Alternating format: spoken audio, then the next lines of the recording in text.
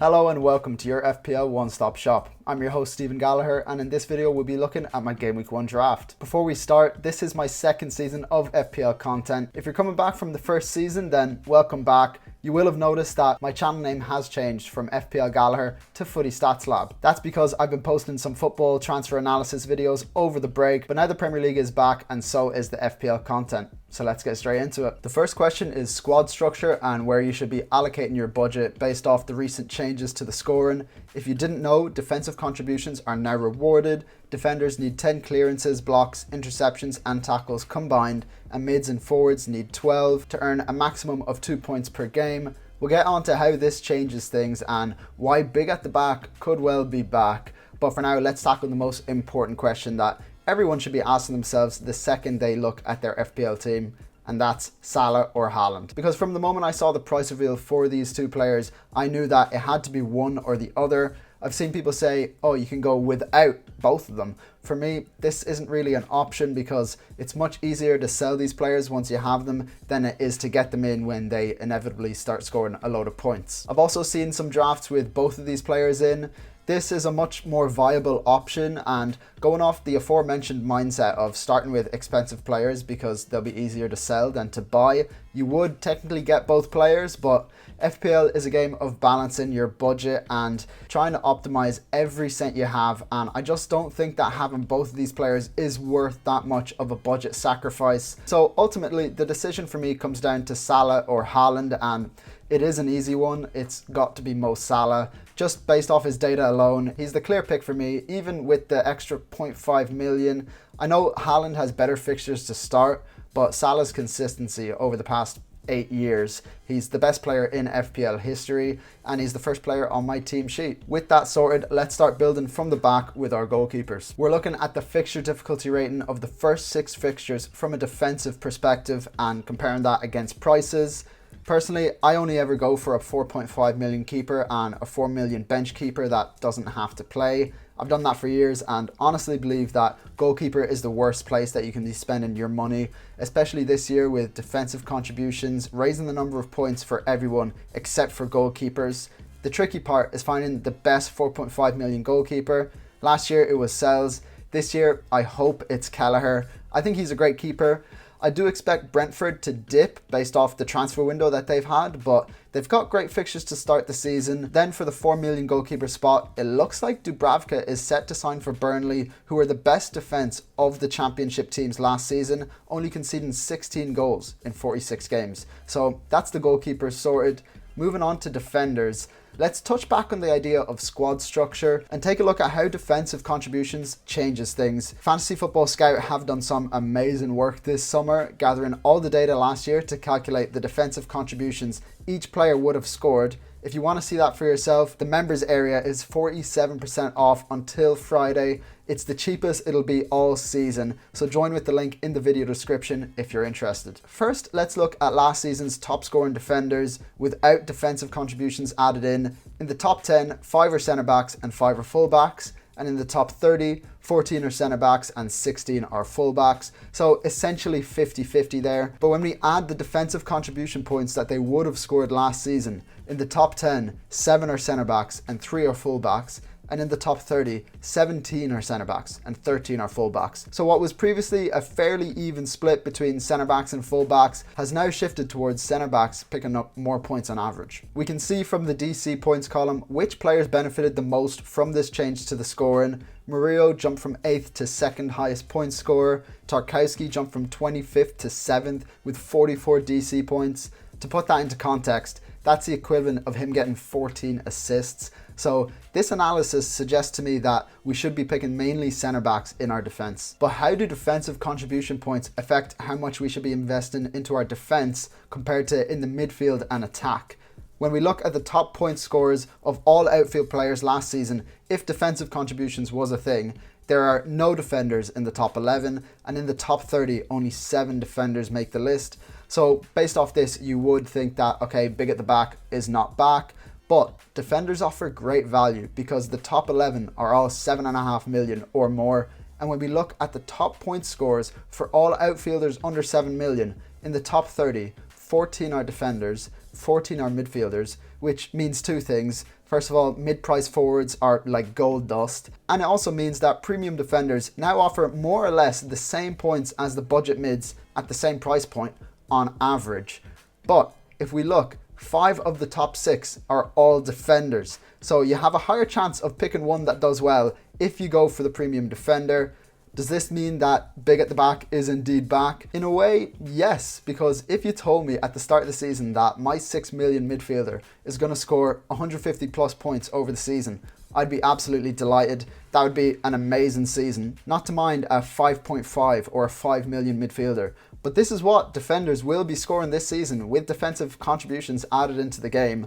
Obviously, as we saw, the top 11 players were all midfielders and forwards, so the majority of our budget should still be going towards these positions in our starting 11s, but the optimal play, in my opinion, based off this analysis, is to go for those premium defenders and raise your points floor on average. So let's take a look at which of those premium defenders I'm selecting in my Game Week 1 team. Here we're comparing fixture difficulty over the next 6 game weeks with points plus defensive contributions.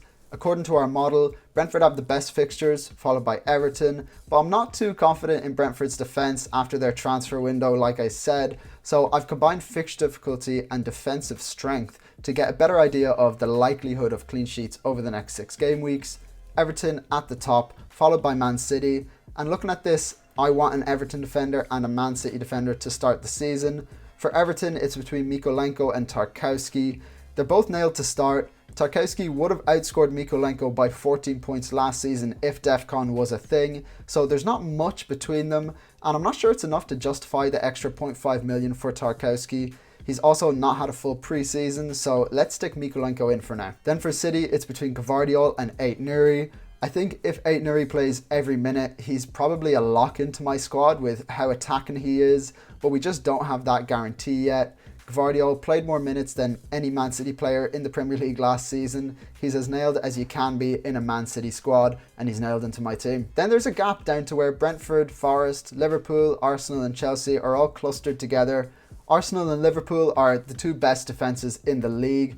Neither of them have great fixtures to start. Arsenal's are slightly better with the first 2 fixtures, and also Arsenal have conceded the least goals in the past 2 seasons in a row. Gabriel is my favourite pick from them with his goal threat. If not him, then Saliba. There's too much uncertainty with the fullback roles at Arsenal and all the depth that they have there. It puts me off getting a fullback from there. So let's put Gabriel in for now. And then the same can be said with Liverpool. Until we know who's getting the most minutes, go with Van Dijk since he's the only one guaranteed to play every minute. The thing with Liverpool is their tough start. The first 3 games are Bournemouth, Newcastle and Arsenal. 3 really strong attacks. Bournemouth were 4th last season for XG. I know they've lost Huijsen and Kerkez, but their attack is the same. Then Newcastle scored the 4th most goals. Arsenal scored the 3rd most goals last season. The other thing for me with Liverpool defence is the uncertainty surrounding the signings of Kerkez and Frimpong and how that will affect the defence tactically. So because of these reasons, I'm happy to skip out on Liverpool defence for the first 3 fixtures, which means we've still got 2 spots left in the defence, and I'm going to go for a Nottingham Forest defender. The reason for this is that I need someone with a good fixture in game week 3 when Gabriel plays Liverpool away, and Forest play West Ham at home that week, then Burnley and Sunderland in game week 5 and 6. All 4 of the Forest defenders are good options: Murillo, Milenkovic, Aina, Williams. But I really like the look of Milenkovic, who combines his attack and threat with his DEFCON potential, so he's locked into the team. And to finish off the defence, we're going budget with a 4 million bench spot, and that's Esteve at Burnley. He's nailed on 90 minutes. Burnley only conceded 16 goals in 46 games last season, and he plays Sunderland at home in game week 2 if I need him, so that's my defence sorted. On to the midfield. We've already got Mo Salah, but I want another premium midfielder worth 8 million or more. And looking at their fixture difficulty compared to their points per 90 last season with DEFCON, we can see that Chelsea and City have great fixtures from an attacking perspective, followed by Arsenal. Then Man United's fixtures are tough to start the season. Palmer stands out to me as the best of this bunch. He ended last season pretty poorly, but played great in the Club World Cup over the summer. I think we'll see him back to his best this season, so let's lock him into the team. Now let's look at the mid-priced mids from 6 to 7.5 million. Forest, West Ham, Spurs and Everton have the best attacking fixtures in that order according to our fixture difficulty model. There's some very interesting players there. Gibbs White, Johnson, Kudus, Ndiaye, who's on penalties and is nailed. He's a very popular pick. So as not to get too carried away with the fixtures, if we narrow the analysis down to just points per 90 with DEFCON, here are the top 10 midfielders in the 6 to 7.5 million price range. And one player stands out to me as a serious contender, and that's Cody Gakpo. If we have a player that starts in this Liverpool side and only costs 7.5 million, that's an absolute bargain. As things stand, he is the first choice attacker on the left-hand side. If Liverpool sign Isak, that changes things. His minutes won't be as secure, but he's 7.5 million, and so is Anthony Gordon, who I will definitely want in my squad if Isak leaves Newcastle. So that makes it easy to go from Gakpo to Gordon if Isak leaves, but for now, let's stick Gakpo into the team. We can also take a look at the expected data of these budget mids to get an idea of the players with good underlying data, which is usually a good indicator of points potential. And here we can see Sarr is out on the far right. At 6.5 million, he appears to be really good value. There's a few interesting options at his price point. I mentioned Ndiaye, Kudus, also Enzo. The fixtures aren't necessarily there for Sarr at the start, but his minutes are secure, his data looks good, let's stick him in there. That leaves one spot in the midfield, and I'm calling this the pre-season hype spot. I do this every season where I pick a budget player that has had a great pre-season. Fantasy Football Scout, again, with another brilliant feature. They're keeping an up-to-date summary of the preseason data for each Premier League team. If you're a member, you have access to this and can see which players are hitting form going into the Premier League season. There's a few that stick out to me here for the midfield spot, and that's Daniel Malen and Harry Wilson. Malen's got 1 goal and 3 assists in 155 minutes. Wilson's got 5 goals and 1 assist in 90 minutes. I know Malen's got competition in that right wing spot with Bailey and Ramsey, but he's also the backup striker if Watkins gets injured, and Villa do have great fixtures to start the season. I think it is Malen's spot to lose.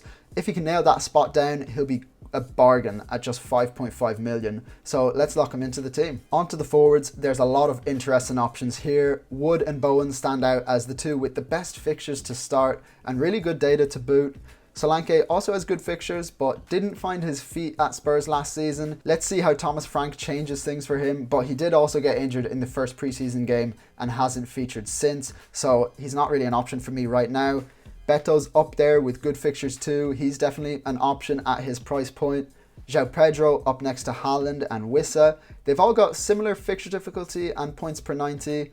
Watkins out ahead of them there, and we can see Isak down at the bottom right. The best points per 90, but really tough fixtures to start for Newcastle. If we now look at expected goal involvement per 90 instead of just the points they scored last season, Haaland and Isak stand out among the rest.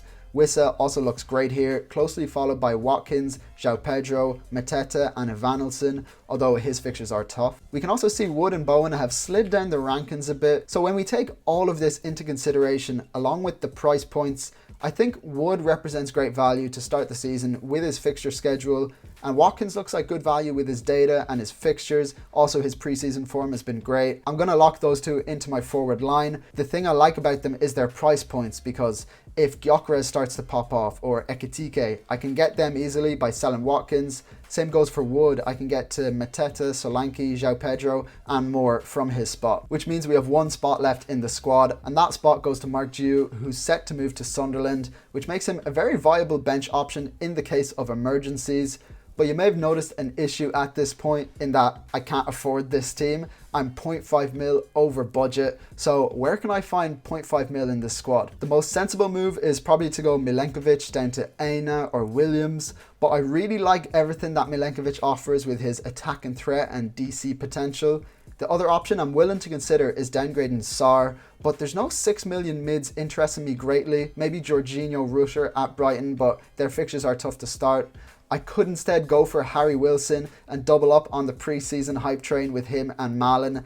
And this is one I am genuinely considering because it gives me an extra 0.5 mil to play around with, meaning I could upgrade Wood to Bowen or Mikolenko to Tarkowski. So still a lot of options I'm considering at this moment. We have just over a week until the season starts, at which point I will have another video showing you my final Game Week 1 squad. But I hope you guys enjoyed this video and seeing my analytical approach to not only the player selection, but also the squad structure and pricing dilemma of how we allocate our budget this season based based off the changes to the scoring. So go ahead and drop a like and subscribe if you enjoyed the video, and rate 5 stars if you're listening on Spotify or Apple Audio. We are aiming for 10,000 subscribers by the end of this season, so join the community if you haven't already. Until next time guys, have a good one.